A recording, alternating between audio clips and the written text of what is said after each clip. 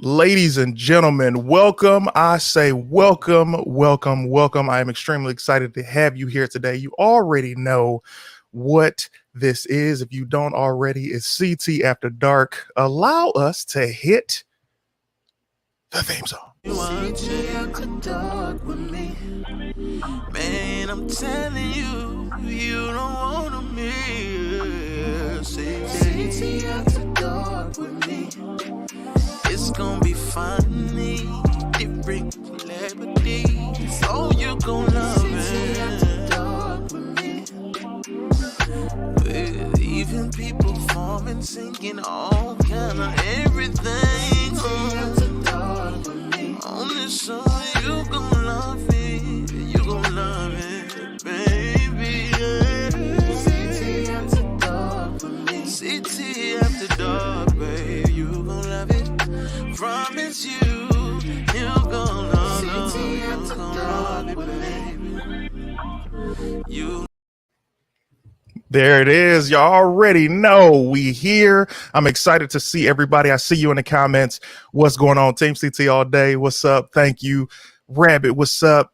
I see you, Bo. James, we got YouTube, we got Facebook, we got Twitch, we got all of you guys in here. I appreciate you. First and foremost, before we get into anything, I know I got to start with my favorite funny moment of the week. This funny moment comes from a very funny female comedian friend of mine. Her name is Just Niche. She is phenomenal. Check this out. Push-up challenge. 10 push-ups, no knees.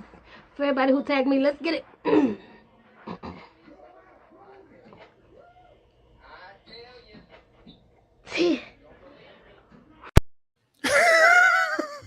Yo, the fact that she didn't put any effort into these push-ups is what I love the most. Ladies and gentlemen, check her out. Just Niche on everything. She's on the roll right now with Monique Corey Holcomb herself. She's amazing. Ladies and gentlemen, without further ado, you already know I've been advertising this all week. I am so excited to have this man in the building. Do you understand me? I'm talking about Black Dynamite. I'm talking about the Boondocks. I'm talking about Last OG, Sugar and Toys, Laser Wolf, Freak Nick the Musical. Let me tell you something. He's the creator of the upcoming Good Times animated series. That's right. Animated Good Times is coming to Netflix, and he is the man that made it happen. He's a writer. He's an actor. He's a director. He's a producer. I don't have time to give you guys all his credits. And since I do not have all that time, ladies and gentlemen, I decided to just, show you a little something. Boondocks. Huh? Look at what this brother has been in the game, putting in time for years. He is here for you today. Black Dynamite. Okay? Last OG. Do you understand me? Ladies and gentlemen, this is Sugars and Toys. Look, this brother is one of the most renowned producer, director, writer, actor combinations in the world. Ladies and gentlemen, he is here for you today, and I am extremely honored to welcome him. Ladies and gentlemen, Carl Jones. How are you, brother? Hey, I'm good, man. How are you? Man, brother, I'm amazing. First of all, I don't even know where to begin, dude. Like, what you've accomplished is not like, you're a super, super cool dude, very laid back. Let's get into this, man. When did this start? Like, I'm going back. I seen Hogan Knows Best in like 07, and then you blew up and started doing everything. Tell me your journey, brother. Well, okay. Well, let me say this. Okay. Hogan Knows Best. Even they have me credited on that show, but I actually had nothing to do with it. Get out of here. Yeah, but I've had people say it's funny because I had people ask me that in interviews. But no, that was not. I guess there's another Carl Jones, but that's not me. But I did do all the other stuff you named. So yes. No. I'm sorry. What was the question? I got thrown off by the whole. Man, here's the funny thing. The good thing about the Hogan thing is it was so out of, like, I'm seeing all the credits and I'm like, yo, classic. And I was like, Hogan Knows Best. I'm like, this brother got to tell me about this. So I'm glad that Hogan wasn't yours. How did it begin for you, man? Like, when you got to town, it seems like you hit the ground running. Yeah, man. Well, so to take a step back before I got to LA, the first actual gig that I had was developing this cartoon series for Rockefeller Films. They were actually, this is right after they signed Beanie Siegel and they were launching State Property. And so Beanie Siegel had this idea for a cartoon that he wanted to do called The Playpen. And so basically it was like a daycare center that was like a correctional facility for babies. And the Rockefeller, all the Rockefeller artists were like turned into babies or whatever. So there was like a baby Beanie Siegel, a baby Freeway. It was like a baby Freeway with a giant beard and stuff. And so one of the producers of that show, Brian Nash, you know, brought me onto the project. And so, you know, we started developing it. And then Beanie Siegel got arrested for attempted murder. Hold on, that's my phone. So that happened, and so that killed the cartoon, all puns intended. And so the producer Brian Nash, he had moved out to LA. And so we were both working together in New York, but I was living in North Carolina at the time. So I went back to North Carolina and I was like trying to figure out what I was going to do, because, you know, this was like a dream of mine. Before that, I had all kind of different hustles and jobs that we could get into later. But I was trying to figure out a way that I can get my foot back in the door, because I was really close. And so Brian was like, yo, you got to come out to LA. Also, I had a friend out here, Afion Crockett. My guy. So me and Afion went to high school together. Say word. Yeah. So he also was telling me, like, dude, you need to come out to LA. So everybody was saying, come out to LA, come out to LA. So I came out to LA, and randomly, this is before the Boondocks series was picked up. And randomly, I ran into Aaron Magruder on the street. And this is when he had the comic strip. And I was just like so excited, like, to me, because he was like my hero at the time, you know what I'm saying? And so I just like jumped out the car and was like, yo, I do what you do, kind of. Like, nobody paid me for it yet, but I want to do that shit too, man. Yeah. And he, you know, he listened to me. I told him, you know, I was working on this playpen thing, yada, yada, yada. And, you know, I was trying to get into the business. So he gave me his email address and his number, and I sent over some samples of my work. And then he brought me on board to work on the comic strip, right? And so shortly after that, the show got picked up, and then so I came onto the show and started, you know, working on the show. That's kind of how that came together. Dude, okay. First, I love to hear that. Afion Crockett is family. Love that guy. So talented. And then you guys went on to go do In the Flow with Afion Crockett for Fox. Right. Which is amazing, man. First of all, I've actually met you years ago, because it's funny that you ran up to Aaron Magruder, because my wife and I, Tangerine, right? This is 2012 Comic-Con in San Diego, and this is right at the it was a screening of an episode for Black Dynamite, right? Now, Michael Jai White is literally like a big brother to me. So I'm like, yo, Mike, I need to meet Carl, man. I've been following this brother's work for years. I need to meet him. He's like, yeah. You know, he'll be there. And I'm like, oh, come on. Like, I need the intro. So we get there. We're backstage, right? And we're dapping up Mike, and I see you, right?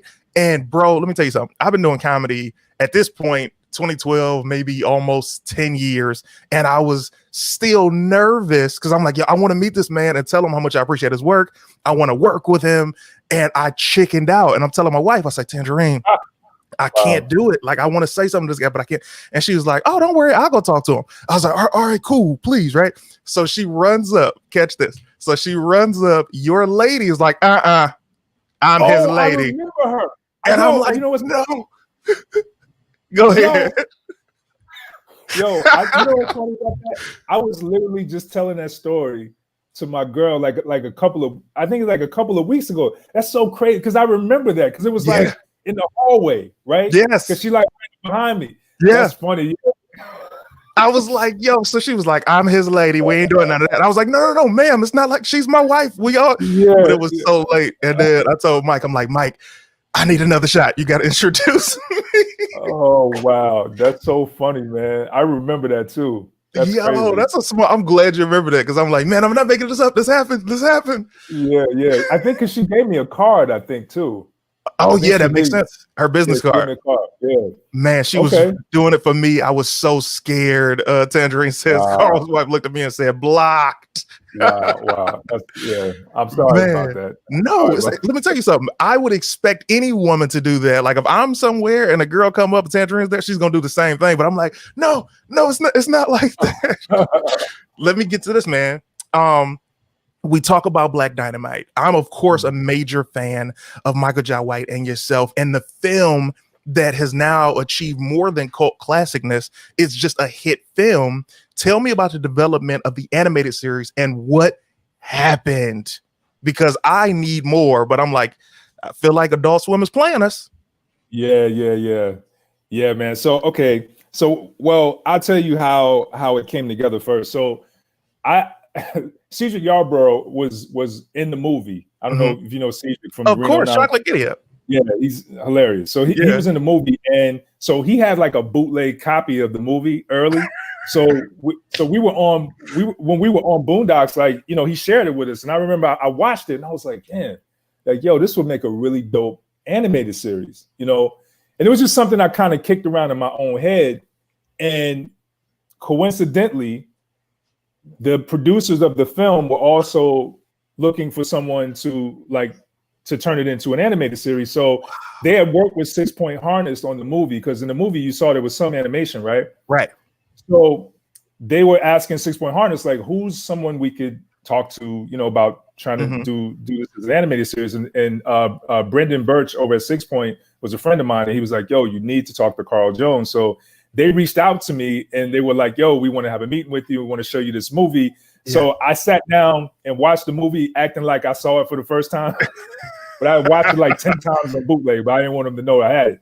Yeah. So I watched the movie and they were like, so, you know, what do you think? Do you think there's a show here or whatever? And I was like, yeah, you know, I said, give me like a week or so. Let me figure it out.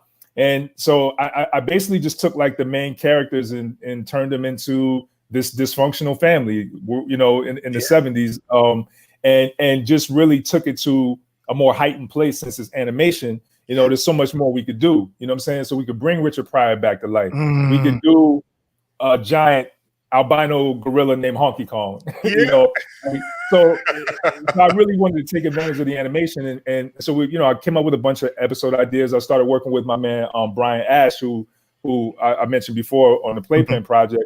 And we worked together. We wrote a pilot. Adult Swim loved it, and they greenlit the show. And all right. So speeding up to the end of the second season, to be honest, I'm not 100% sure why the show was taken off the air, but I'll tell you what happened. Right. Yeah. So the final episode that we did, the season finale of season 2, was about police brutality. It was called The Wizard of Watts. Right. So this got us like front page of the New York. We were in the art section of the New York Times. I did an interview on CNN, which was crazy to me.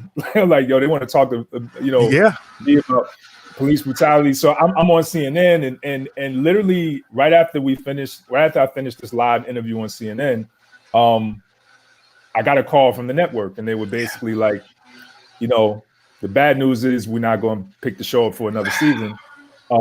But the good news is we still want to work with you, and, you know, if there's anything else you got or whatever. And I asked them why, and they said, well, you know, this is not quite the type of attention that they wanted to get. And it's not, you know, Black Dynamite wasn't really, I guess, for if you look at most of the stuff that's on Adult Swim, Black Dynamite was a lot different. It was probably close in tone to the Boondocks, but you know, I don't know. I guess it just wasn't the direction that they wanted to go. This is what they told me. But it was a shame, because we really started to pick up some momentum, and people started finding out more. You know, they started really learning about the show in the second season. So that was really heartbreaking, man. Because I was really I love making that show. You know, because you're talking to a guy that loved the direction, because now you guys had the opportunity to pick up where the movie left off and take us to another world of this. And now it's like we get a chance to see all of these faux influential moments that Black Dynamite had on Richard Pryor, on Michael Jackson, and so on and so forth. And like you said, it's a different take than Boondocks, but the network is like, no. And it's like, yo. And at this time, this was before Netflix was coming to give shows a different set of eyes. You know what I mean? And it's like, it's so unfortunate because people like you move the needle. And like I told Love Barnett, first of all, much love and respect to your lady for even helping make this happen. You are such a pusher of this culture. And this was and is a flower giving session because, brother, wow. what you're creating, you have in your mind what you're doing, which is great, but the way we're receiving it is making our culture look so amazing, so prevalent and strong, and it brings a different look to not only are you making us laugh, but you're making us think. And I think people like that always deserve to be told how amazing they are. I just want to take a break and tell you that. Thank you, man. No, I appreciate it, bro. That means a lot to me. Thank you. Thank you, man. So we're talking about animation. Let's jump to live action for a second. Last OG. So now, of course, you know all the players, but now it's like, all right, cool. Let me jump out of the animation. Let me get to this live action. How is the temperature going back into live action comedy? Well, do you mean since like COVID and everything, or you mean like that as well? But I mean from the sense of it's like for almost a decade it had been just straight animation, and now it's like, all right, cool. Yeah. You know, it's interesting, man. Like I've been wanting to get into live action, and so I was pushing really hard, but you know, it was really hard because it's weird, man. Like the studios sometimes once you're known as like the animation guy, you kind of get pigeonholed, and for some reason it's hard for them to make the connection between like having animated people and writing for animated people on the screen and writing for live action people on the screen, which is really baffles me. But it is like, you know, it is somewhat difficult. And I've so it was a challenge, but you know, Matthew Cherry who was over at Monkey Paw at the time with Jordan Peele's company. He was the one that really helped me get my foot in the door over at Last OG, because you know, I did like a general meeting with Monkey Paw, just you know, just because like, I don't know, we felt like there may be something we could do together, just Jordan Peele's, what he's doing with that brand and like, you know, the kind of stuff that I make. So we met and it went really well. And so Matthew was like, yo, how would you like to, you know, possibly be like the showrunner on Last OG? I'm like, are you kidding me? Like, of course. You know, so I did several interviews, and to be honest, man, like I didn't get it at first because I was up against Keenan Ivory Wayans. And again, you know, there's still that stigma of, oh, he's the cartoon guy. And and it's also Keenan, who's a, you know, Keenan Ivory Wayans, right. So like, I mean, you know, that, I mean, I the fact that I was even up for a job against him was crazy to me, you know. But needless to say, they went with Keenan. And then like, I don't want to get into too many details as far as like what happened after that. But basically, I ended up taking over the show towards halfway through the production. And but yeah, it was a dope experience, man. And you know, I've done some live action before, like you know, we had a show at Fox with Afion Crocker and Jamie Foxx. But this was like, I guess my first scripted series. You know what I'm saying? Like as like a you know, traditional series. And so it was dope though, man. Tracy Morgan was real supportive, man. And you know, like, I mean, the whole cast was amazing. Everybody was just dope. The writers were dope. You know, it was a good experience. But then when COVID hit, I was like, let me jump back over here to these. Let me get you know, because we can make cartoons during a pandemic because everything the process is already compartmentalized. So I was like, so I step back, you know. I love that because it's like, that's the beautiful part about you being able to do multiple arenas. There are several of your counterparts who can only do one. Like I was like, oh man, I know animation and that's it. But because you have a mind for story and comedy, you could literally go anywhere. If you decide to do a horror film tomorrow, bam, that's what it is. So it's that multi-talentedness that is such a blessing and fortunate. When we're talking about this animation, brother, you are bringing Good Times animated to Netflix in a modern day society. Can you please tell us what we can expect? Man, I have to be, I can't give too much, but because we're still in the early stages of figuring out the show. But I will just say, when they came to me and asked me like if I had an idea for how to bring Good Times back, the first thing I thought was I do not want to try to duplicate the original series because it's a classic. You know what I'm saying? And personally, just as a fan, I'm like, I don't know that I want to see somebody just do the same Good Times but animated. Like I don't, so I definitely didn't want to do that. So just looking at where we are today as just as Black America and in light of everything that's happened with George Floyd and just, where things are, I mean, just socially, politically, even economically, there's so much more to talk about if you were to make the show more contemporary, right? So I just created a brand new Evans family, but with the spirit, it's still, I consider the spiritual successor of the original series because, some of most of the main characters in the show still have certain personality traits from the old series, but with the brand new spin on it, and it still takes place in the projects in Chicago, but there's a whole nother world of struggle now, with the world that we live in today. And it's a lot crazier, a lot edgier. It's definitely tonally is somewhere between like South Park and the Boondocks. You know what I'm saying? But it still has the heart of the original series. Because that's one thing about the original series is like it always went back to the love of the family. You know? So it wasn't there were lots of jokes, but the stories weren't joke driven. They were character driven and they were real, emotional stories about real people and families, a family working together to keep their head above water despite all the obstacles that they were facing. So at the core of the show, that's still there. So that theme is still there. It's just a whole nother world, So we're gonna go crazy with it. I wish I could give you some ideas right now, but if we could circle back and do another one like before it airs, maybe, Brother, let me tell you something. First of all, before we even continue, you are always, I don't care if you want to buy a dog and be like, hey, yo, CT, I'm trying to come on and talk about this dog that I own. Like, you're here. You're welcome. Thank you. Thank Dude, you, bro. So now tell me this. If you can, I know you can't give a lot away about it. We lost Esther Rolle. We lost Janet Dubois. Yeah. Will the rest of the cast be reprising their voice roles in the characters? It's hard to say right now, man. Gotcha. I would just say like, I mean, I want to do as much as I can do as an homage because, I love and respect so many people that were a part of that.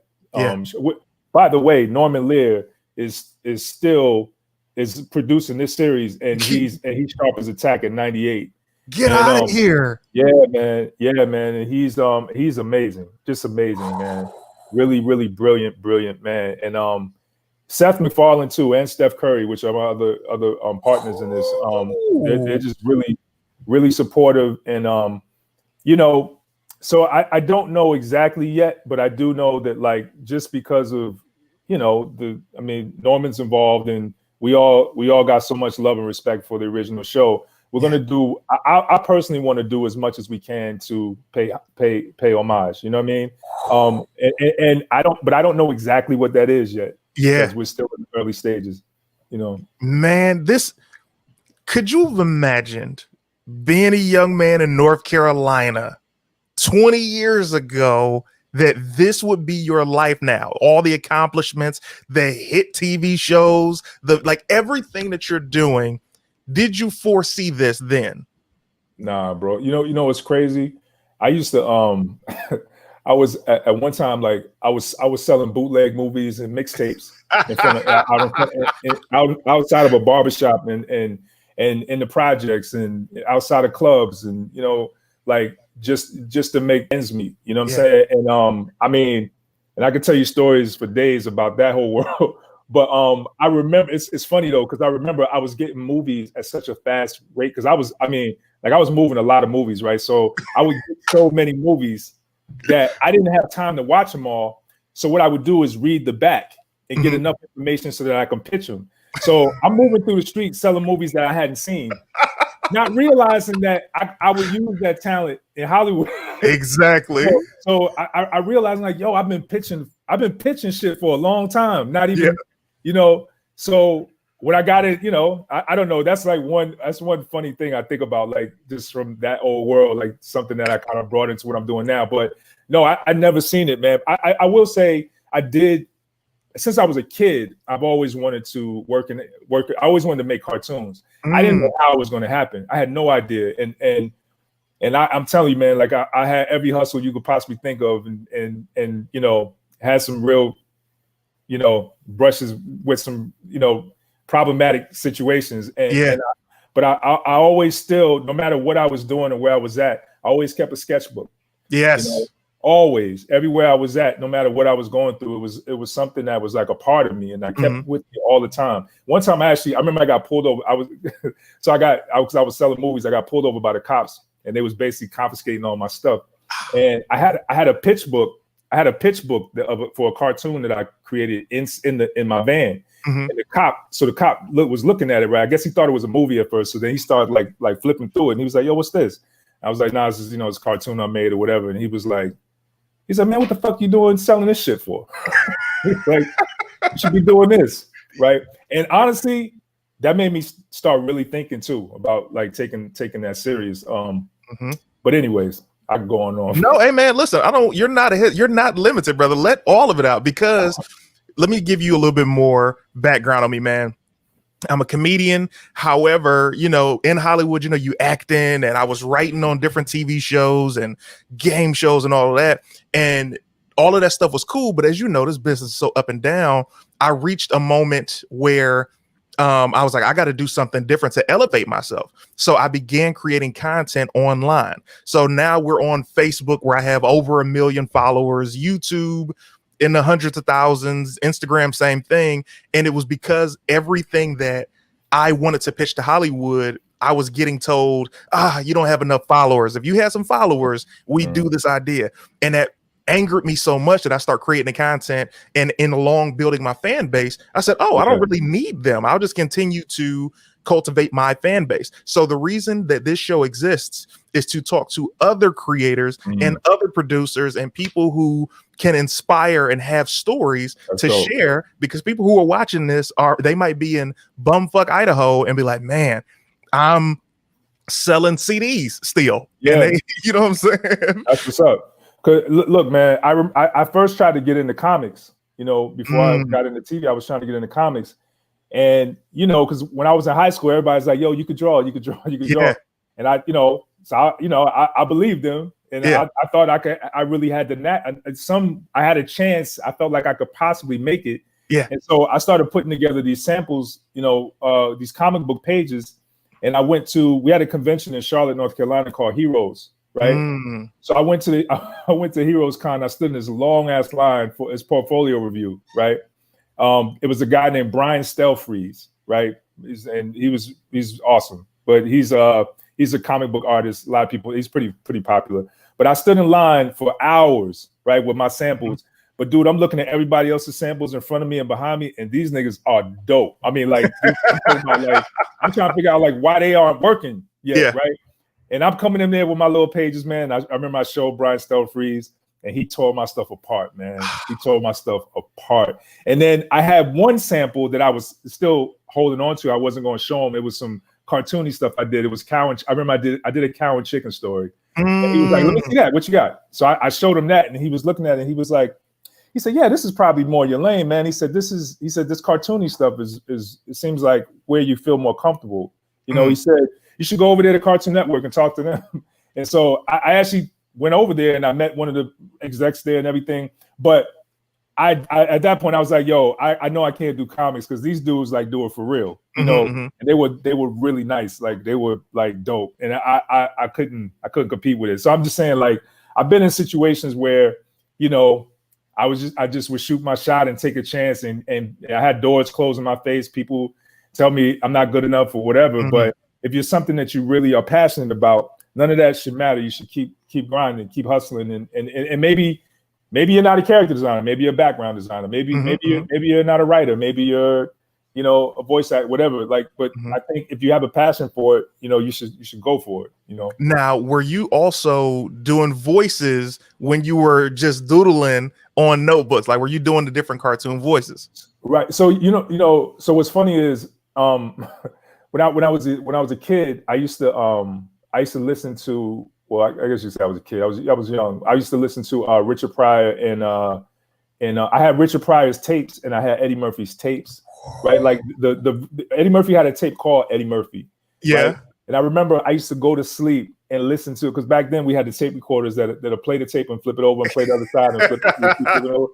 Yeah. So like I would go to sleep listening to every single night. And I remember I would go to school and I would be imitating Richard Pryor and Eddie Murphy to all my friends. And then I started imitating people in my school. And then I know that was something that I like to do. I just didn't know that it would end up being voiceover work, you know, or that I could use that ability for voiceover. But that was one thing I think I started like really focusing more on the audio side of things because I didn't have an image with it. You know what I'm saying? I couldn't watch Richard Pryor. My mother wouldn't let me, so I would sneak and listen to it on my Walkman. Yeah. So when I was doing that, I think I started to pay closer attention to what I was hearing, right?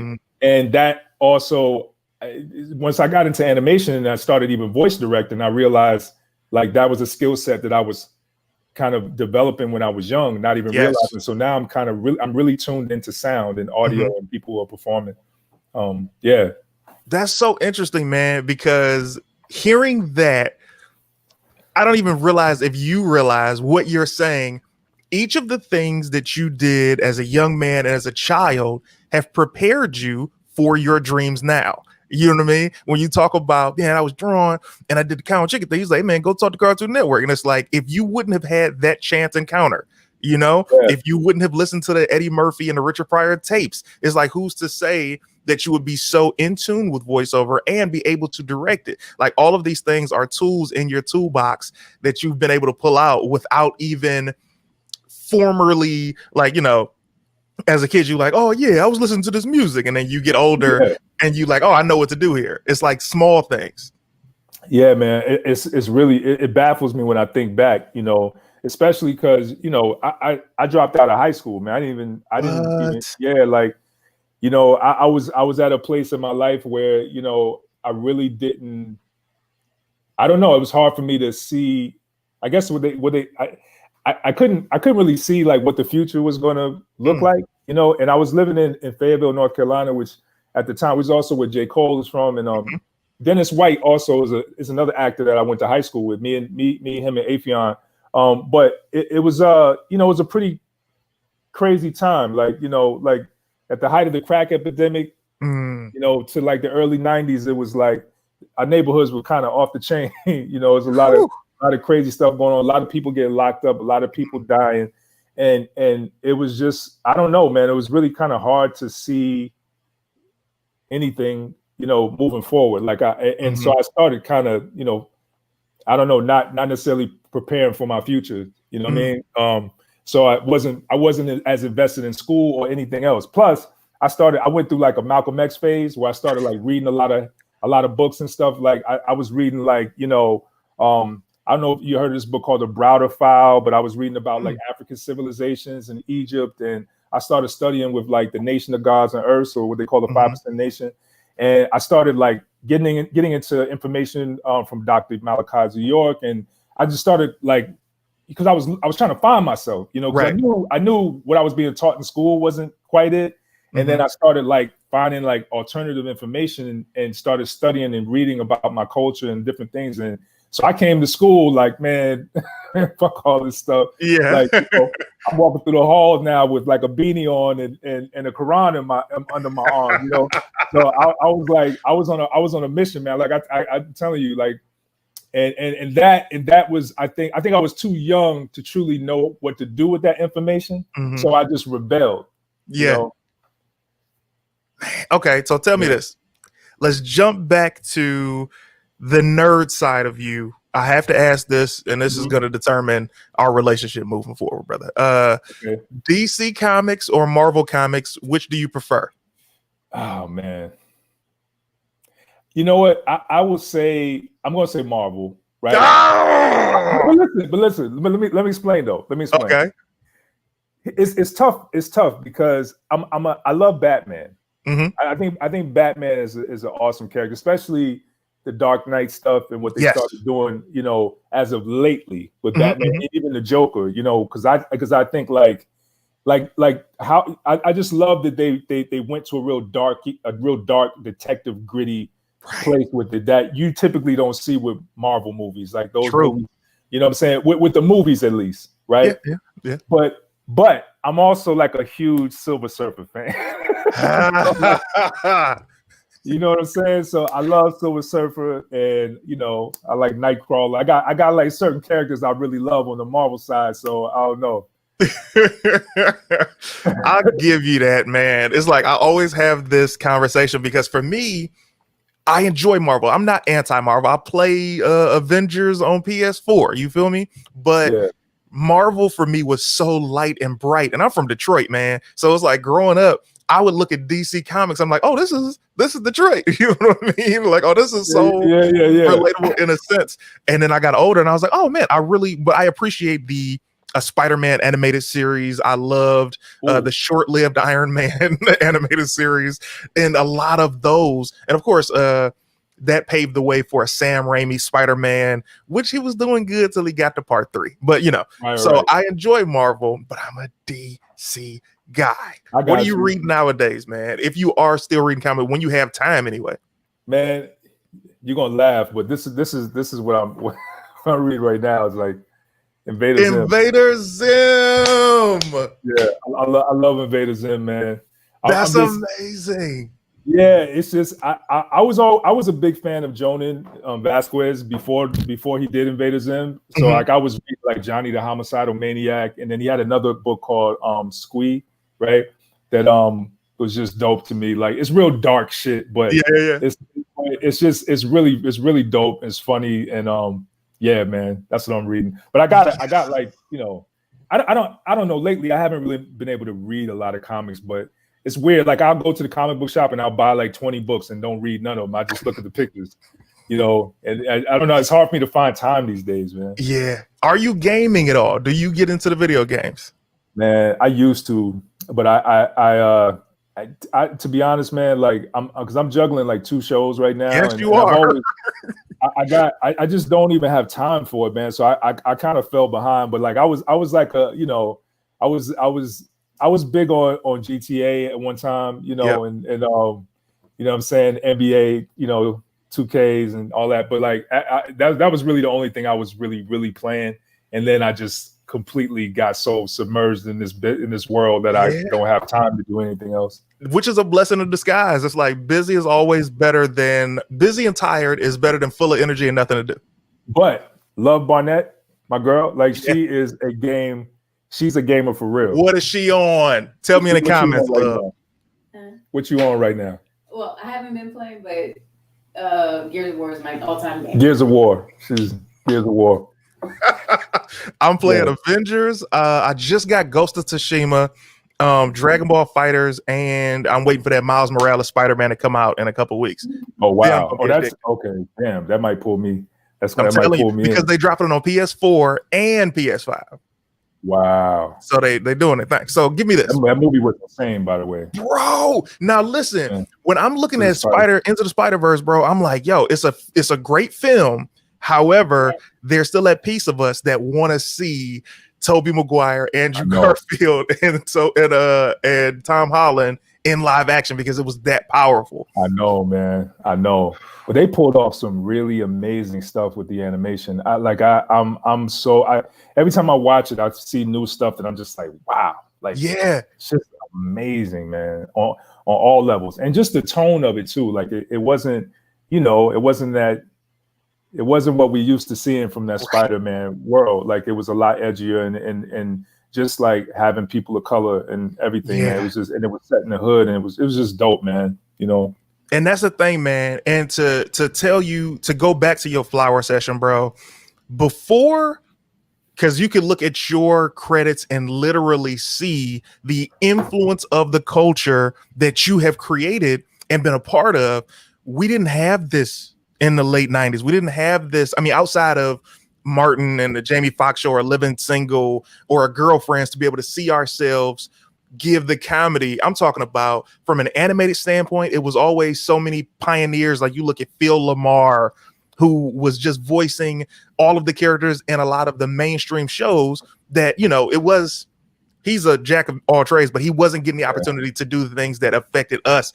And brother, the things that you've created have given us the voice, and now we can't go back. So speaking of that voice, give me your top 3 people who have made you bust up laughing while you working, because you work with a lot of funny people on a regular basis, and I know you try to keep it professional. So who are some people that have made you bust a gut laughing while you're working, man? Man, so many. John Witherspoon. Woo! Rest in peace. Yeah, rest in peace. John Witherspoon, man. Every record session. Like I can't, I mean, it's hard to even, you know, what's funny about John too is that he's not really acting. Like that's him. that was him. You know what I mean? He's a brilliant performer, but I'm just saying, like that person that you see as granddad is so close to who he really is in real life. So he's so funny, man. I just real quick, just because it's John, and I think we should take a moment. Absolutely. So I remember one time, because he stayed on the road. He worked constantly. Like if he wasn't in a movie or doing voiceover, he was doing stand up all over the country, and he told me a story about one time, because he used to sell photographs of himself after his show. After the show, yeah. After the show. You know, even the old school. He getting that money, right? So he said there was this lady that came up to him and said, "You ought to be ashamed of yourself selling these pictures for $20. He said, I'm gonna need you to get your ass out the way, because I got people in line that's waiting to pay me." I was like, yo. Yeah, boy. Yeah, boy. Yo, John was amazing. Cat Williams, hilarious. JB Smooth, hands down, crying. I mean, no matter what you got on the page, it's never going to be better than the shit he's going to come up with in his own head. Yeah, he's a man. Gary Anthony Williams that plays Uncle Ruckus. Let me tell you. So I don't know. A lot of people know the "Don't Trust Them New Niggas Over There" song from the Boondocks. So look, in the script, we didn't have that song written out, right? You know? So Gary was like, so we told Gary to come out the booth, and we just wanted to talk about the song a little bit. And he was like, he said, "Let me think of something on the way back to the booth." Literally, from him walking from the desk in the record, in the edit to the record to the actual microphone, he came up with that whole song and just freestyled the whole thing. Don't trust them new niggas over there. Breathing that nigga essence in the air. I was like, what the?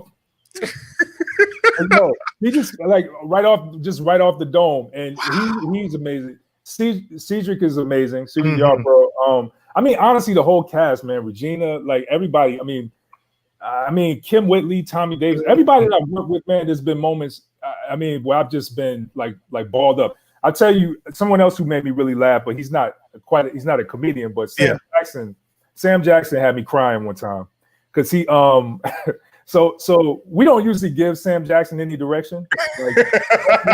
Like he comes into the booth and he's such a pro. Like he comes into the booth, he just one take hold. Everything is, you know what I'm saying?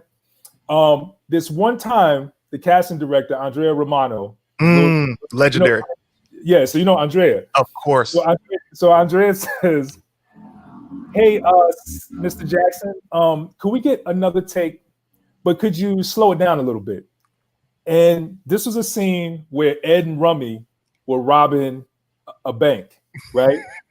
So Sam goes, "How many banks have you robbed?" She was like, "Excuse me?" He said, "I said, how many banks have you robbed?" She was like, I haven't robbed any banks, Mr. Jackson." He said, "Well, when you're robbing a bank, you want a sense of urgency in your voice." Now let's keep going. Yo, I was on the floor. Now let's keep going. I was on the floor. Nigga, I was crying. Let's keep going. Keep going. She was like, okay, all right. Yo, but that's he's got the okay. As a director, and I know you know these types. I'll elaborate after you give me your answer. As a director, are you a hey man, could you just say what's on the page, or are you a funny over everything? Man, funny over everything.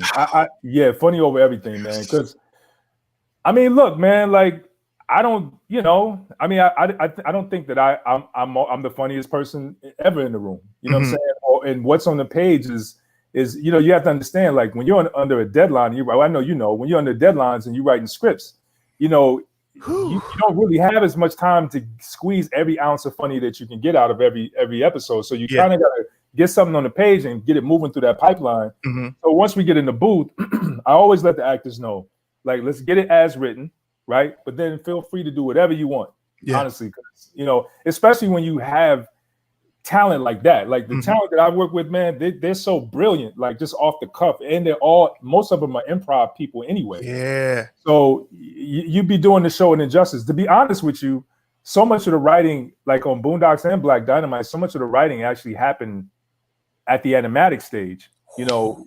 So it's like once we get into records, I mean, the dialogue changes so much from the script. You know, so I can't. That's why, you know, we can't even take full credit for everything that's in there because our actors, I mean, they put it down, man. You know, I love hearing that because, you know, as a performer, man, I've been on sets, and let me give you this example: Bentley Kyle Evans, who, man, such a blessing to me in my career. If it wasn't for him, I wouldn't have been on television, and he's always funny over everything. And then, you know, when you get a chance to be blessed with directors like him and yourself as a performer, you're like, oh, great. Everybody's going to be like this, right? No. Bro, I did an episode of Insecure. And I'm expecting, like, I had like 2 lines and shit at the time. I'm like, huh? Okay, cool. I'm going to say this after that. And I'm going to say this before that. Cool. And then I do it. People laugh. Director comes up to me. Hey, can you just say what's on the screen? I was like, oh shit, my bad. Yeah, absolutely. I'm sorry, no disrespect. And you forget that these people still exist because I'm so used to funny over everything. I know, man. I know. It's tough, man. It's tough. I seen that happen too. And I mean, I kind of get it if that's your process, but I don't know, man. Like it's no ego or pride for me. It's the same way I run a writer's room. Like whoever's in the writer's room can pitch. You know, if you're a PA or you're a writer's assistant, whoever you are, if you're there, like we all working together to make this what it is. You know, I look at it like, you know, like we all in a boat. You know what I'm saying? If there's a hole in the boat, we all sink. So facts. If you know, if you got a way to plug it up, let's hear it. You know, so I don't have no problems with, like, there's no hierarchy. I don't like having hierarchy in the room and all that. Like I'm the EP and you're the, you know, right. It's like, yo, we at the end of the day, when we're in the room, we're all writers. It's the same way when we're recording, we're in the booth or we're on the set or something like that. It's a family, man. Like we all doing our best to make it happen. Like Tracy Morgan is a lot like that too. Like he's really family oriented, really funny, but also is like he treats every single person on the staff equal. That's like no matter who you are. If you just getting bottles of water, he treats you the same way he would treat a producer on the show. Like nice. You know what I'm saying? And just watching him do that too was really inspiring to me. Like seeing how he showed every single person on the cast on the show love. Everybody, you know. Man, that I think you just gave us your secret ingredient. This has been a secret to your success, not only as a showrunner and a producer, a director, a writer, and actor, but just as a man. Keeping that energy of humility and treating everybody with the same love and respect is what makes people feel comfortable. That's what makes people feel creative. And that's what makes people feel like, oh man, I feel welcomed. You know what I mean? And that, man, I guarantee you there's been a PA that is going to be a showrunner in like 5 or 6 years. That's gonna be like, hey, Carl, I don't know if you busy, but would you like to be a part of it? You know what I mean? Because you made them feel important at that level, dude. That's amazing. Do you have Do you have a guy that greenlit you early on that you were like, yo, I really appreciate this knowledge or this opportunity to have worked like that early on? Yeah, I mean, I got a few, man. I mean, Aaron Magruder, obviously, Mhm. giving me my first real big break. And then, I mean, shit, Rodney Barnes, who also, was an EP on the Boondocks, and he always would give me like a lot of really great game, Mhm. what I'm saying, just about the business, and because even when he was on Boondocks, he was also doing like My Wife and Kids, and he had done a bunch of shit leading up to that point, and he just had a lot of wisdom, you know what I'm saying, and then it was there's a guy named Bob Hathcock, which a lot of people don't know, but he was on the Boondocks. He was one of our I think he was a supervising. I want to say supervising director or producer. I can't remember exactly, but he had just like a wealth of knowledge being in the animation business for so long. And he taught me how to like really pace myself, meaning, because he's like, you got to pick and choose your battles. And he said, you have to understand that no matter, he said, whatever you have in the script, if you get 60% of that on the screen, that's a success. Yes. Because the whole process has so many compartments and so many people, there's so many moving parts to it. You're not going to get every single thing that's in your head on the screen because there's too many other people that are responsible for bringing that to fruition. Right. And so if you get 60% of it, it's a success. Mm-hmm. He said, you can't drive yourself crazy if you don't see everything that you had in your head on the screen. And especially with the budget and the schedules that we have, sometimes it's impossible. Mm-hmm. So because I came out the gate like we were trying to fix every single little thing and get it all perfect and blowing out the schedule and the budget. Yeah.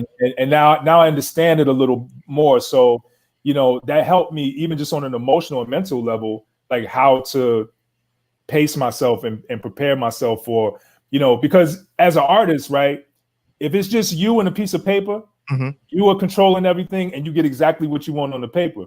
But between you and the TV screen, there's a whole lot of people that have a part in that. And so you'll drive yourself nuts if you think, you know what I mean? How do you handle notes now, like network notes? Like, are you, compared to in the beginning to now, how do you handle them?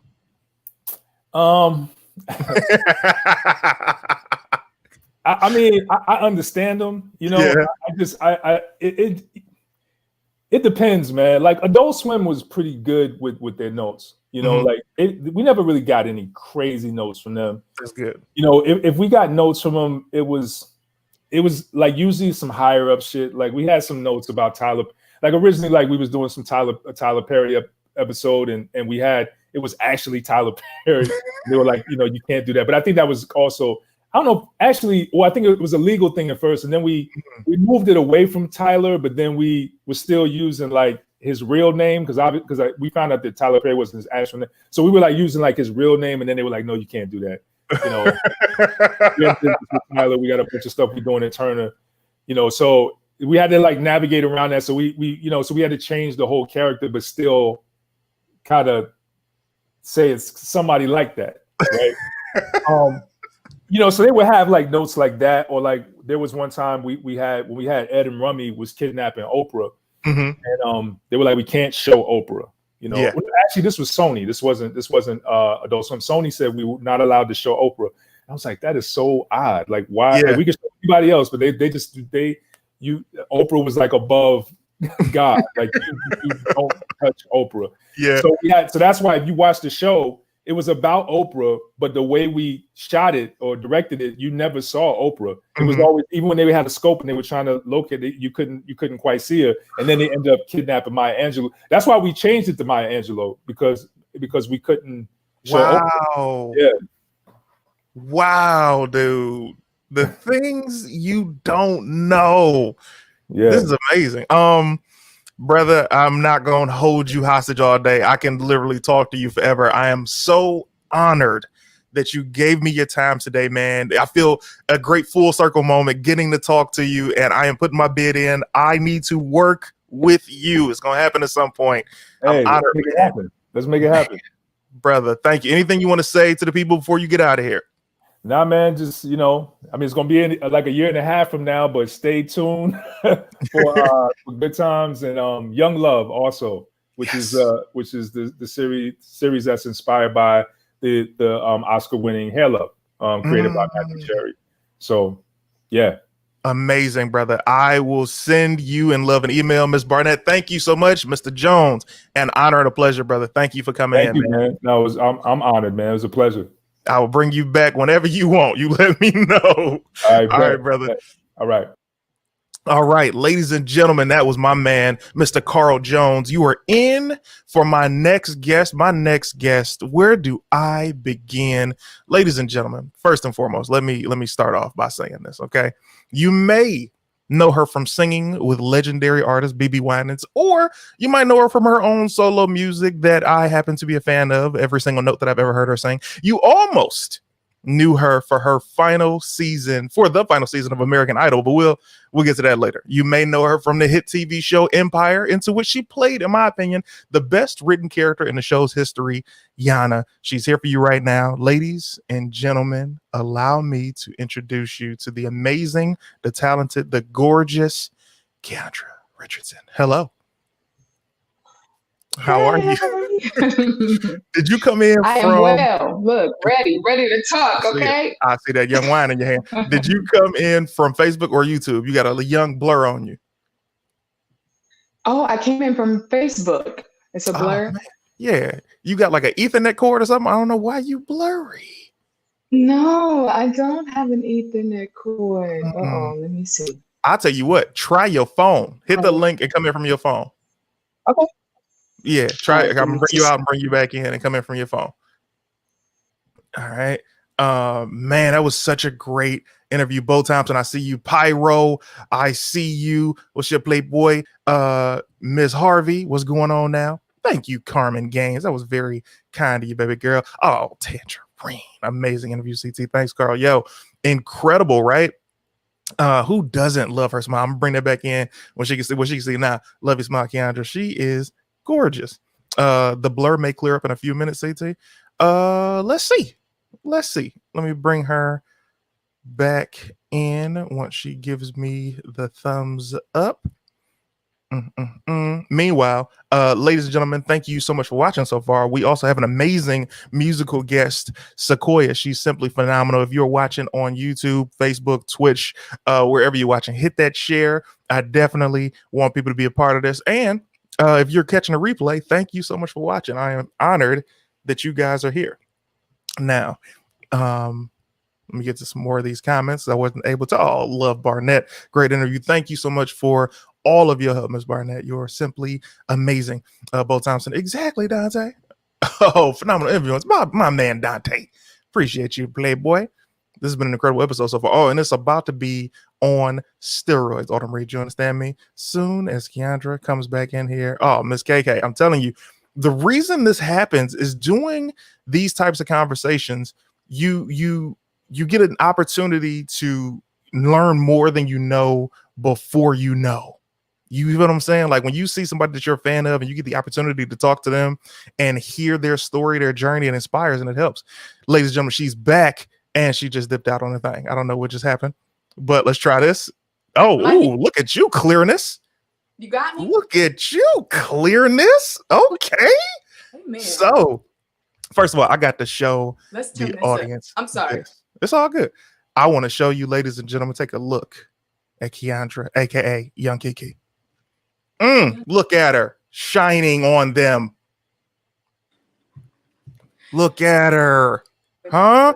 Amazingly soulful voice. Fit and fine. That's what they call her in the streets. Fit and fine. You see her in Empire right here, young Yana. Look at this. Huh? Look at it.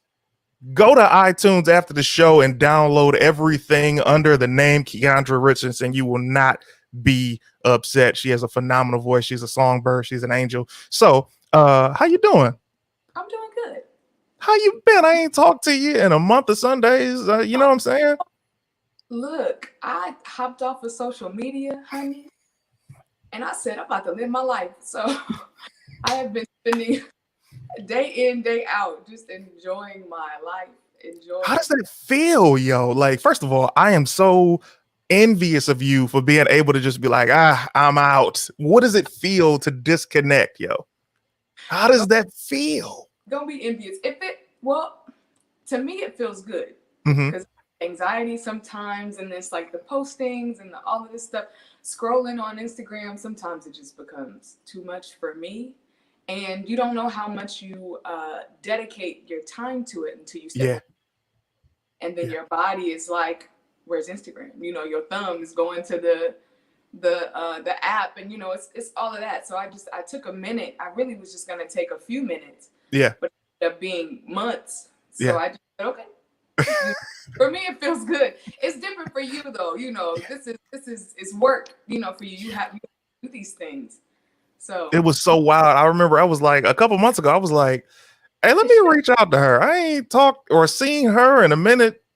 Somebody said to me, they were like, Kiki, are you okay? Someone said they thought somebody died. Then another person said they thought I was pregnant. I'm like, whoa. Hey. All because of Instagram. This was never a thing, you know, 10, 15 years ago. This was not even a thing, you know? Yeah.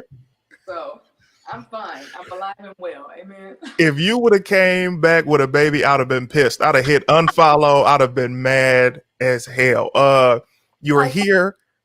I am shocked. So let's talk about your journey. First of all, this is completely all out of the arrangement. I just got to go with this vibe.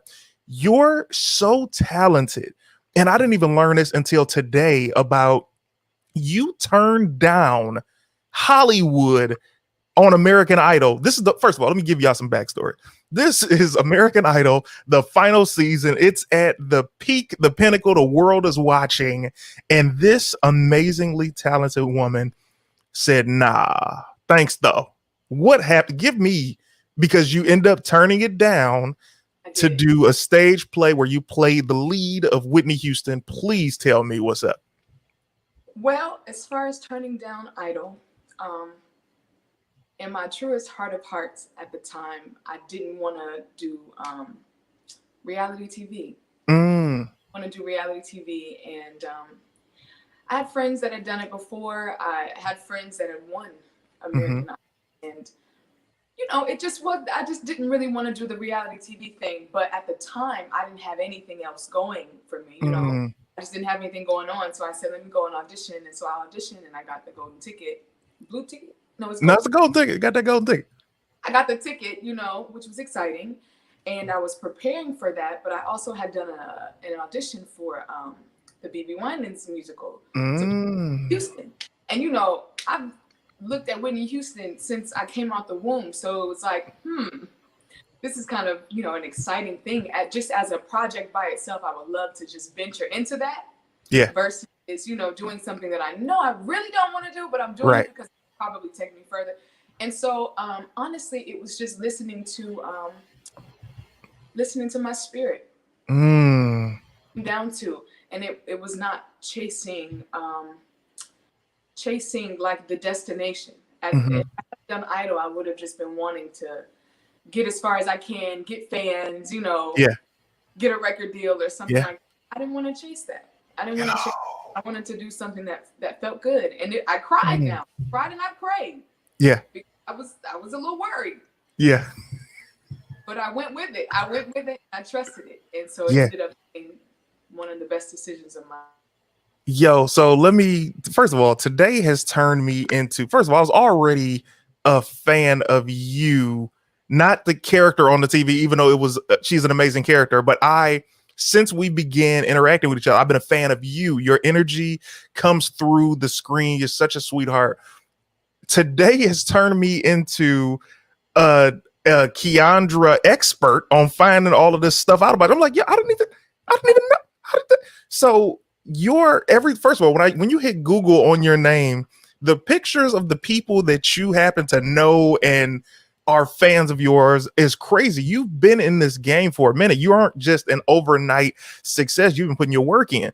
There's a picture of you and B.B. Winans on his star. First of all, shout out to the Winans family. Y'all out here doing your thing, obviously. I know my mom is watching. She liked the Winans as well. Now, you sang background vocals with the Winans. You are a young lady from Georgia now, okay? Warner Robins, never even heard of it until today. Tell me how a young lady from Warner Robins gets with the Winans and gets to Hollywood and gets on television. Yeah, well, you know, God, Yes. a prayer, and faith. Uh, Yes. that's the first three. Facts. But outside of that, I think it's just alignment. You know, I think it's just chasing purpose. You know, I've always just wanted to live out my purpose, and it just that the pieces just started to fall together. But as far as BB is concerned, I sang on one of his records called "He Promised Me," and of course that happened because I did the musical with him, and you know, and he was like, "This is great, so we're gonna do a record." You know what I mean? And I know at one of our performances in LA, I met Marvin Winans, who's really dope. You know, that type. It's really just alignment. It's alignment. You just have to know what you want and chase that, and then the pieces will start to line up. You know, you can't dictate who you're gonna meet, but if you're seeking your purpose, the pieces will definitely fall in place. That is a fact. It's so funny that you say that because I mean, and this is a conversation we'll have at another time, a one-on-one where I tell you the journey and so on and so forth. But you're absolutely right. And I want to know, how did your mom take it? All of these major moves, you having to get from mama's crib, got to leave Georgia, got to go make this happen, because I know how my mom reacted. So how did your mom take all this? My mom is like, if this is me, yeah. My mom is like this.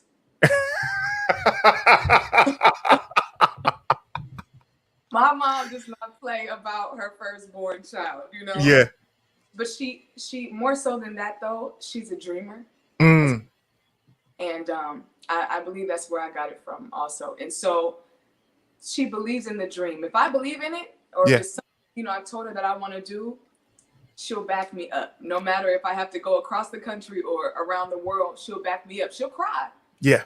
Leaving, you know, but she definitely backs me up, and she's just been thrilled, you know, at the things that have been kind of happening. And she tells me sometimes that sometimes she just thanks God because it's not anything that, it's not nothing you can just, you know, call out on your own or say like, yeah, this is gonna happen, and oh, happen. The things still shock you. Some of the people I've met, I haven't even been able to let it sink in yet, you know, the people come in contact with, and it's like sometimes you just have to say, you just thank God, you know. That blessings. You're right. You're absolutely right. I know you know what I'm talking about. Yes, because it's like, first of all, and this is not everybody who's watching, I don't know what y'all believe. This ain't me telling y'all what to believe in, none of that. I'm just telling you what we believe is different, whatever. It's like, God is so amazing. I would not have been able to accomplish anything without the things that he's made happen and made ways out of no way. But tell me this, every time you leave your mom, do y'all, okay, so like every time me and my mom leave each other, we'll like hug, and it's like, soon as we get to the hug, it's like, like, does that happen with you? So it's my mom, and I have a baby brother and a baby sister. One's 9, one is 13. They'll have birthdays in November. So happy birthday. We will ride to the airport when I leave, and we'll give hugs and kisses in the car. I'll get my stuff out. They'll come out of the car, give hugs and kisses. They will watch me walk until they cannot see me anymore. And I mean like security. You know what I mean? Like, they're at the desk and they can see me. Yeah. They will watch. And most times we shed tears. If they shed tears, I shed. My little brother, sometimes he'll try to, you know, be tough because he's 13 now, you know, so he can't be crying and everything. That's what he thinks, even though I'm definitely okay with him. Yeah. But yeah, we definitely shed tears. We are babies. Me and my mom for sure are cry babies. So.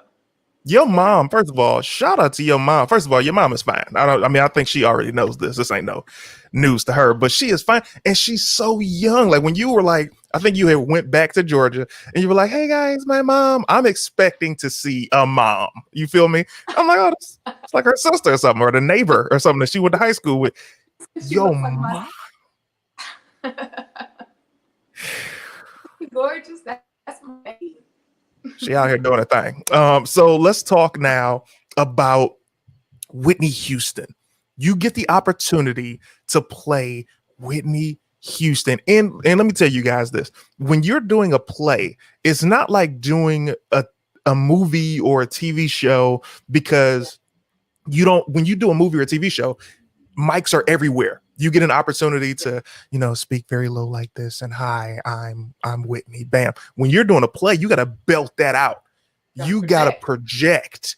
So what was this experience like? First of all, this also isn't just a regular stage play. This ain't like, hey, mama's potato salad, everybody eat mama's food. You feel me? This is Whitney with the whinings brother BB involved. What is this now? Do you feel pressure? Do you feel a sense of calm? What do you feel carrying this role? I was really nervous when I first my mom just said thank you. Oh, your mom is Miss Turner. Hey, I'll let you girl. When I first got the role, of course I was excited because like I said, it's a project that I would love to take on. I'm like, Whitney Houston, yeah, I want to see if I can play that and do that, Yeah. But then once it started and I actually had to dive into her relationship with BB and CC, her as just a human being, her as a friend, not as the icon that we know. Yeah. That part started to get a little tough. And even the icon part, being the Whitney, because there's a part where I have to actually be that, too. Those, and any artist is gonna say, I can't sing like Whitney Houston, oh my God, it's Whitney Houston, like, But it really took me believing in my gift. It took me believing in the fact that I'm here for a reason. If I got the role, it's purpose. So now we've already gotten past that part. Don't doubt yourself. You are here. So now we just have to figure out the how to use the tools. What we have. We know we can sing. We know that we are down to earth. We know what it feels like to be in the church, to grow up in the church, to have friends in the church. So you pull on those things that you have in your own life, that you can bring to the character to make it real, make her human, make her real. And so while I was doing that, it really took a lot of my castmates to help me to believe in what I could do, because I would doubt, and the woman who played BB's mom, her name is Nita Whitaker. She just said, you got it. She said, you got it. Just make her human. She said, don't try to be Whitney Houston. Show her essence. Don't try to be Whitney. It's not about being Whitney. It's the essence of Whitney Houston. That's what we actually love. Yeah. There's an essence of her. You know what I'm saying? It's like there's an essence that she gives off, and that's what we gravitate to. So it's you find that, and you pull on that, and you let that shine through. Because we all got it, so you have to just find it and let it through. So yeah. Okay. Okay.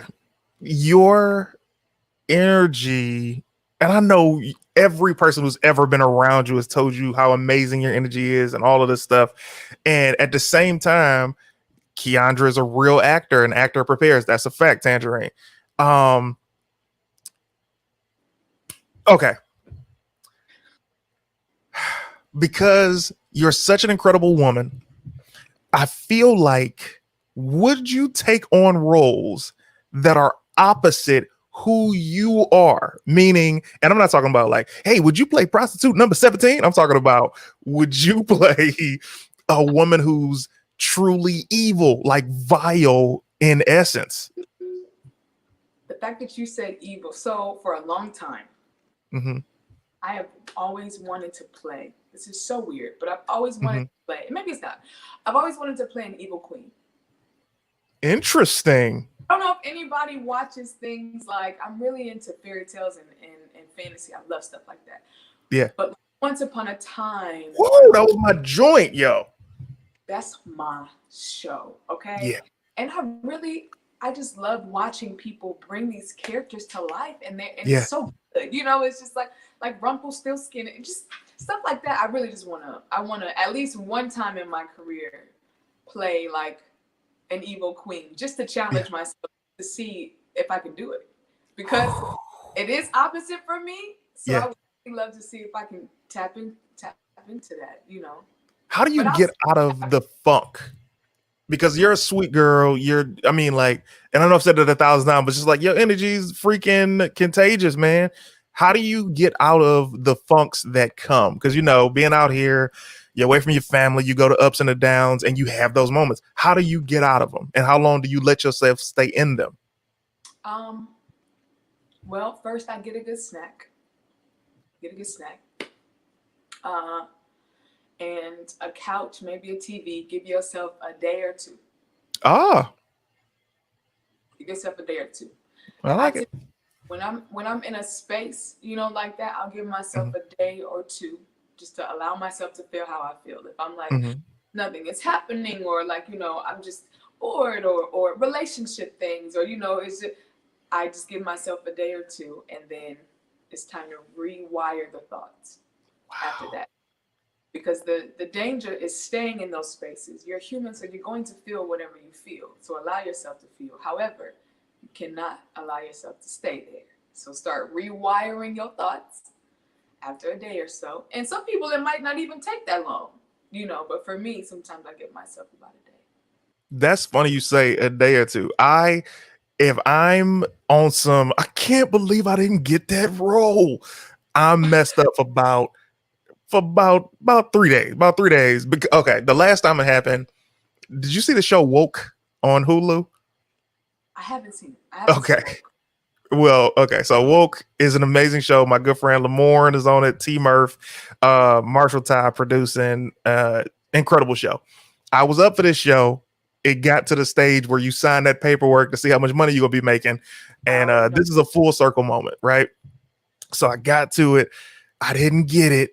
I'm sick. And I realized why I was sick about 2 months later. I thought I was sick because I didn't get the role and I needed this opportunity, right? The realistic reason of why I was sick is because the money. That's what I saw. I didn't think about the TV show and what it was going to be and how powerful it would be. I thought about, I need that bread, right? Yeah. So the social media takes off, and it takes off to a sense where my first big check was the money on that contract. And I was like, oh my God, this is God. This is me doing it my way. And I didn't have to feel bad about not getting something. So, but it took me some days to get about that thing. But getting out of it is like you say, like you take that moment and you get out, because if you don't, it's an easy place to be trapped. Yeah. And it's dangerous there. It's, you know, it's dangerous in those spaces because your vibration, your frequency, your energy is low, and you don't want to attract things that are around in that frequency. You want to keep your spirit up if you can. Yes. You know, be too discouraged. And not saying that it's easy, you know, so, but you really have to, that's where the work is. You have to talk to yourself. You have to do things that make you happy. If it's a latte, go get a latte, go walk in the park, or go do something to just, you know, uplift your spirits. Yeah, because it's not safe there most times. But That's a isn't that fact. a beautiful story, though? That's a great story. KIANDRA, I got a million. We'll talk. Okay. Okay. All right. We'll talk. I got a million of them. So now let's go Empire, right? So now you get this opportunity to not only be in front of the camera and killing it acting wise with this role that a lot of the characteristics are of you, this super energy, just harnessing sweet person. And at the same time, this songbird that you get to sing and let people know, hey, I got these vocals, but I also got this energy over here. Now, how did this come to be? Was it just an audition? Was it I saw you in the Whitney, you the girl that turned down American Idol? Tell me. You know, I asked the casting director when I finished Empire how they found me, because I never knew. I didn't know if she had come to the musical or not. And I have to go back to the email and see. But they reached out. They reached out and said, can you self-tape for this? And I was like, you know, sure. I was music at the time. I was singing with Kanye, the Sunday service thing. So I was doing that at the time. And so did that. And I'm like, yeah, you know, I'll self-tape for it, whatever. I'm not thinking I'm going to get it, because it's like, you know, from what I've heard with the acting world, you do tape after tape after tape, you know, before you book something. And so it was July. It was in July at some point. And they called me and said that I gotten the role. And was like, really? Literally said, really. And she said, yeah. Great, what do we do now? So it's like paperwork and all of that after that. But I Yeah. was just shocked. I was just in shock. I was like, what? Like it really was in shock. Wow. I was just in shock. And so after that, I didn't say anything to anybody because I didn't fall through. I didn't know. I was like, let me wait until I'm actually there and doing something, before I say anything to anybody. And I finally told my mom and my grandma a little bit before the first episode aired. I told them about it and I recorded their reactions. It's on my Instagram for those who see. So cute. Yo, this entire character, Tangerine and I will watch this show and be like, yo, we love this. Hey, my friend Fallon sang Sunday Service with Kanye. Oh, that's what's up. And we both alto. Which is, of course, another amazing experience and opportunity. But your character was so dope. And I'm not well, I guess this is spoiling if anybody who hasn't seen it, but if you haven't seen it, you're playing. So what ended up happening, I was like, bro. I know. Very well written. Your character, and this is why I love the fact that you got the opportunity to do this character. I've watched all 6 seasons of Empire, and I've seen the singers and artists that they've booked on the show that were supposed to maybe connect with the audience the way that yours did, but theirs wasn't as successful. Or you might see a singer that they touted about like, hey, look at insert name here. This is the person we're saying is the next bam, bam, bam. And they weren't, right? And then you come along and you're so amazing. It's like, oh my God, this is exactly what we've been waiting. Why did it take 6 years for this to happen? So what is your biggest moment you take away from the show? Give me your greatest experience. From the show, my biggest takeaway from the show. Mm-hmm. Wow, there's so many takeaways from the show. My biggest takeaway, or just like in life in general? Give me best moment on set and biggest takeaway for the life joint. Okay, so on set, what I've taken away now is how to find my mark. Because it's my first TV gig, and the people who are there, everybody know what they're doing. And I'm the one like, this is so exciting, hey, nice to meet you, and they're like, can you get on your mark, please? And they have to tell me every time to get on my mark, and I'm just like, this mark, I can't stand it. But that's one thing that I know from now on, it will never be a problem again. Learning how to find my mark. Who don't know what that is? It's pretty much they're gonna put some tape on the floor, where you go. So it's like if you walk here from here to here, they're gonna put tape here and they're gonna put tape here. You have to know that those are your marks because the camera is set up to where it's catching your face and the light and everything is right. You have to be on your mark or else you won't be in your light. And there were times where Terrence Howard would grab me. So if we were standing with each other, he would just pull my arm slightly so that I could be in my light and, on my mark. So that's for sure something that I will never forget. I love that. That Terrence Howard is my favorite voice to do wrongly. So keep going.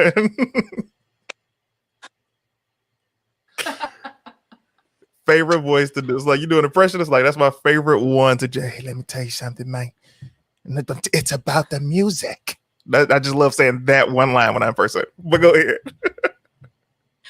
He has the greatest voice. It's great. It's so unique and specific. So now you are breaking up a little bit. Can you? Hold on. I'm gonna clap, and then you clap right behind me, like Tangerine says.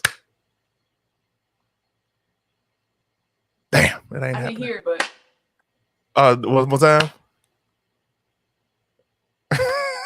Oh man, it's huge delay. We're gonna try one more time. Oh yeah, you breaking up. It's that young delay. It's that Okay. young delay. Well, you kind of back. All right. Do you- So now move your left arm. Nope. I don't know why. Yeah. Move your left I don't know arm why to your it's side of the head. taking- Do that. Man, it's breaking up. Yeah, I'm definitely. All right. Well, dang, I hate it. However, I don't know what we could do. Here, come out and come back in. Come out, click the link, come right back in. Oh man, this is going great. I love learning all this stuff about her. Yeah, 6 seconds delay. Stop messing with her. We got to test it to make sure. That was solid. So as we're doing this, ladies and gentlemen, I want to make sure that you know that you're watching CT After Dark. If you don't know, should I play the theme song? I feel like I want to play the theme song. I'll play a little bit of it just because I love it. Made by my guy, Real Son of Soul. CT After Dark with me. Man, I'm telling you, you don't wanna miss it. CT After Dark with me. It's gonna be funny, different celebrities. Oh, you gon' love it. After Dark with me.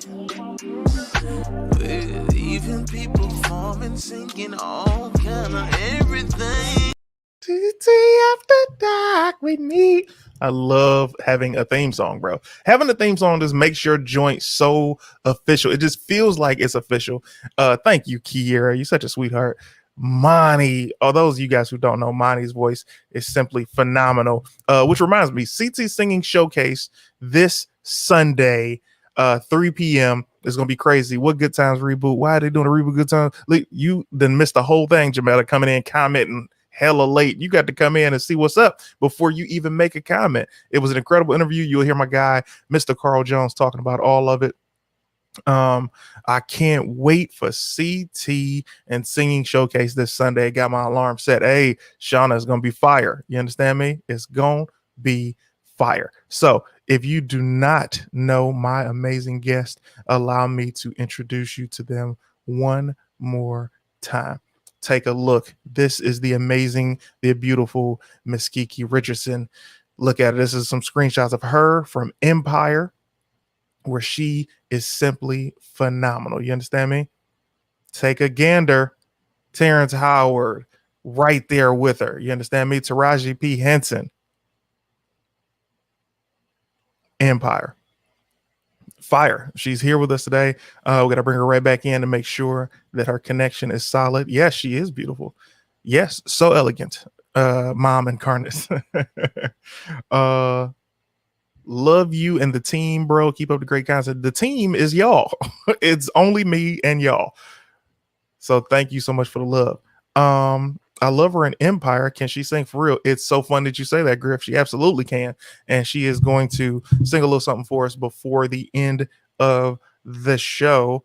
Let me make sure everything's solid.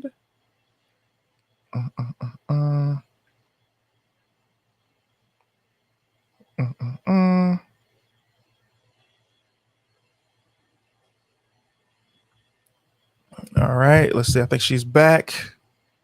Waiting for the camera, and bam, are you back? She's back. Can you see me?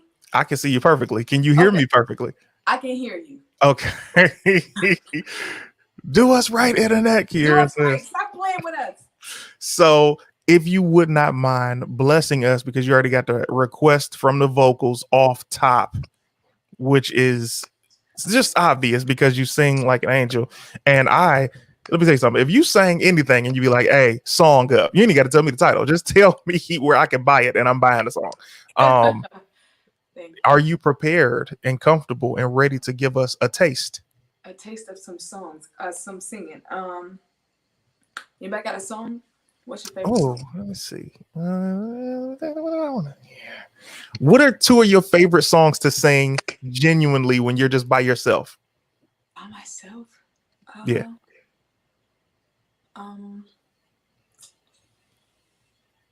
That's so hard. I hate when people ask me like, "What's my Really? favorite?" Because I really don't.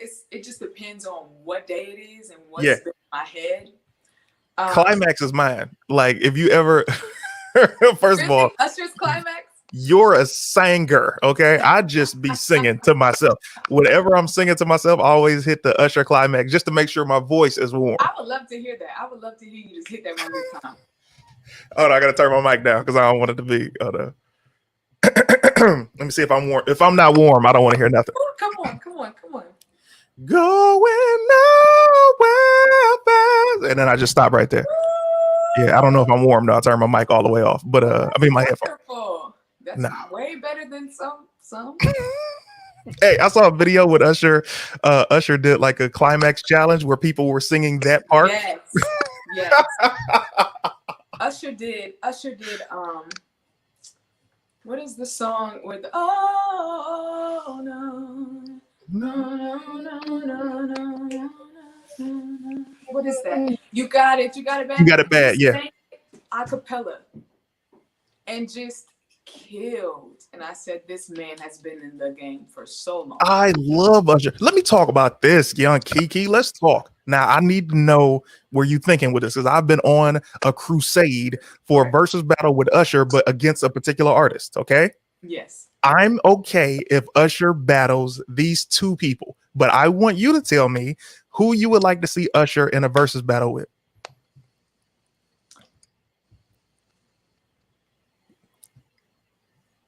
For me, yeah, this is gonna sound. I hope this is not offensive to anybody.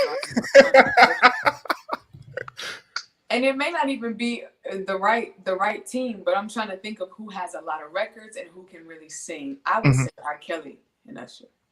Okay, which of course would be the thing that we would want to see, but the world will not allow it to happen. It's not happening. It's not I'm gonna hit you with. I want to see Usher versus Beyonce. Hear me out.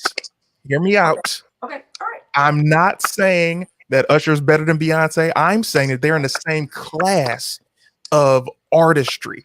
Like they both are mega stars. Like a lot of people always be like, I want to see Usher and Chris Brown. I'm like, I don't want to see that. That's two different classes. I want to see Usher versus Beyonce. Chris Brown has a lot of records. They both sing, they both dance, they both have great artistry. But I see what you mean. I see what you mean, Beyonce.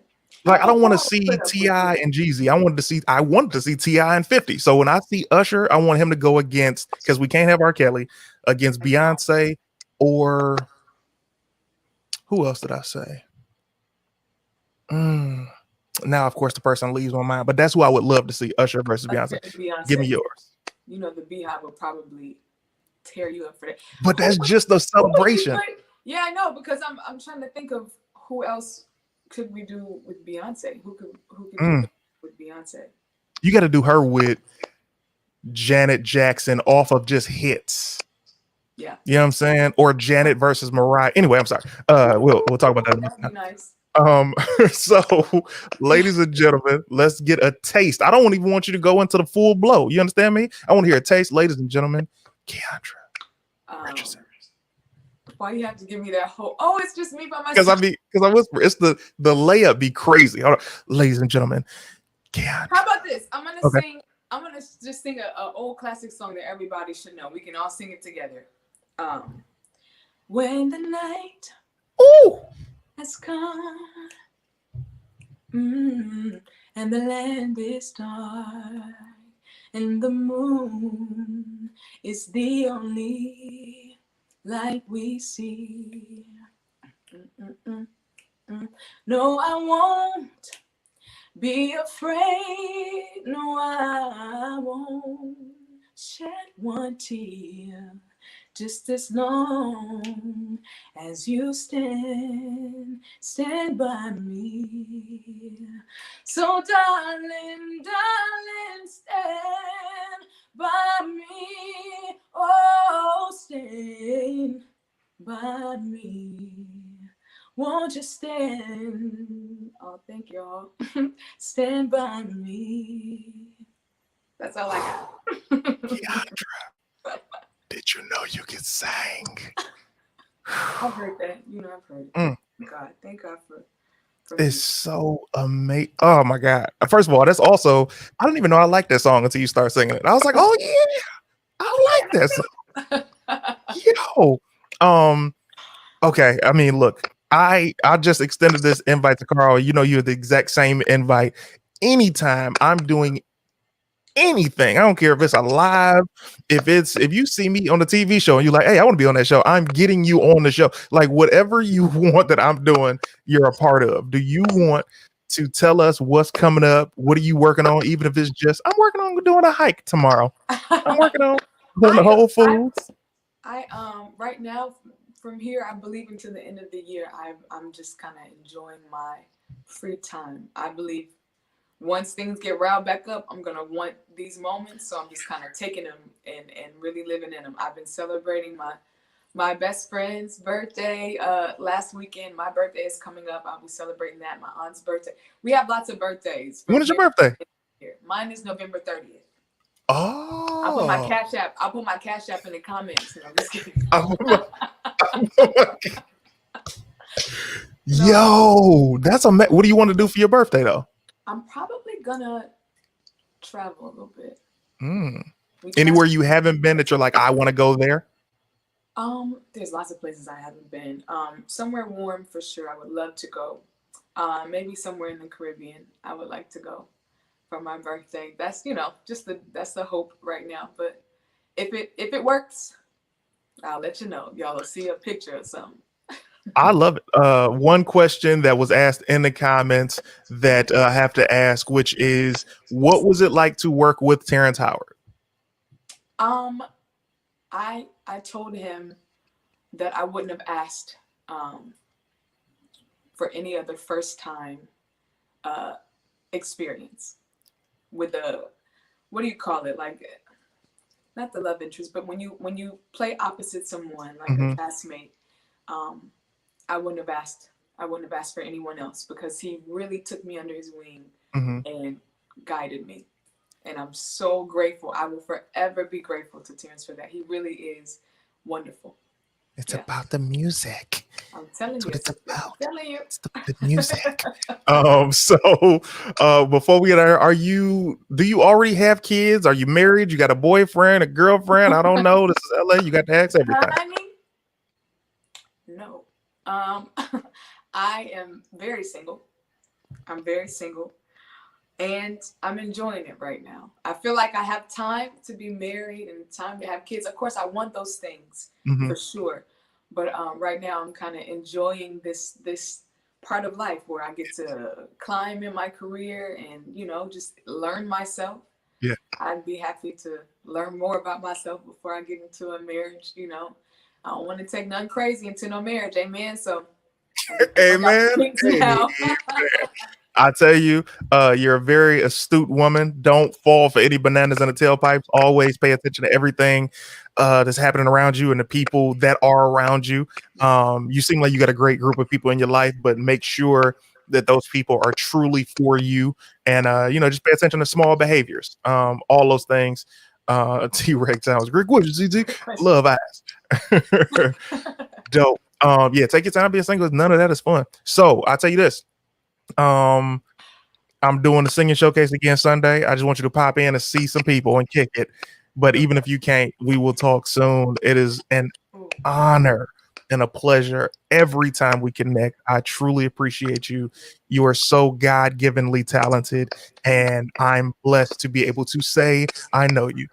Hey, we know each other. I'm blessed to say I know you too. Thank you. I like how you did that. Real quick up. Ladies and gentlemen, the amazing KIANDRA Richardson. I should have worn my sweater. I should have worn my hoodie. Y'all, I have that in gray. Love that hoodie. It's the most comfortable hoodie I have in my closet, period. Hands down. I appreciate you saying that. You understand me?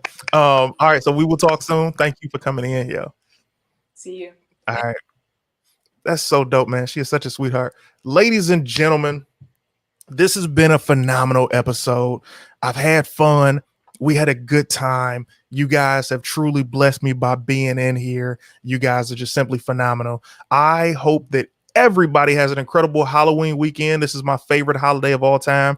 Quickly, because I know my mom is watching. Halloween is my favorite holiday because when I was 10 years old, my mom bought me a costume, and I was going to the class party. Remember, everybody had the class party at the school where you wear your costume and get candy and all of that. And she got me a costume. I was going to be a vampire. And the day before I was supposed to do the party, I woke up and I was sick. I woke up on Halloween actually, and I was sick. And I was like, Mama, I gotta go to school. It's the party. And she was like, no, baby, I'm sorry. You can't go to school. You sick. And I was so sad and I was heartbroken. And my mom went to work, and I must have slept the entire day because she came home and I woke up and felt like it was only an hour had passed. So she comes home and she closes her bedroom door and she says, go put your costume on. I'm like, for what? I missed the party. The kids had a good time without me. And she's like, just go put your costume on. I put my costume on. I got the vampire teeth in. I got the cape and all of that. And she said, knock on my door. I knocked on the door and she was like, say trick or treat. And I'm like, what is the point of this? Trick or treat. And she's like, open the door. I opened the door and she had these bags of candy for me. And she said, because I know you couldn't get to the school to do the Halloween party, I figured we would have our own Halloween party. And she gave me mad candy and we watched some PG-13 scary movies because I was a kid. And I remember that moment so much more vividly than any party I've ever had in a classroom. And from that day forward, from me being 10 years old, that was my favorite holiday. So Halloween is my absolute favorite holiday of all time. So hopefully you guys enjoy the Halloween weekend, and hopefully I will see you guys Sunday at 3 p.m. for the CT Singing Showcase. Blessings to everybody. Mama, I know you're watching. I'll call you later. I love you, baby. Y'all take care.